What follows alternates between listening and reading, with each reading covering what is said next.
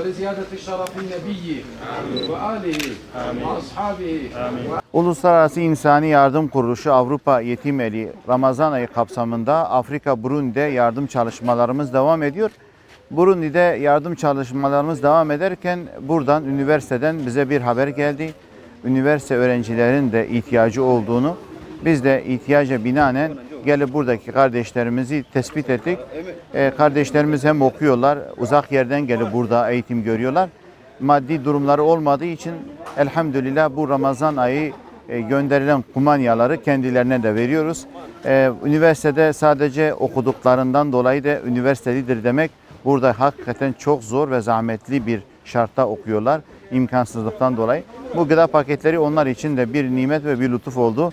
Bu güzel hayra vesile olan herkesten Allah Azze ve Celle kabul eylesin. Safiye Ramazani kardeşimiz kırsalda oturduğu için okumak için şehre gitmesi lazım. Bu yüzden eğitimini şehirde görmesi lazım. Bundan dolayı biz de yol parasından tut bir yıllık eğitim masrafını karşılayarak onu inşallah şehre gönderip okumasına vesile olacağız.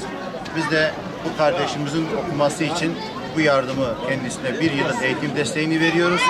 İnşallah okuduğum müddetçe biz de kendisine her türlü desteği vereceğiz. Avrupa Eğitim Eli.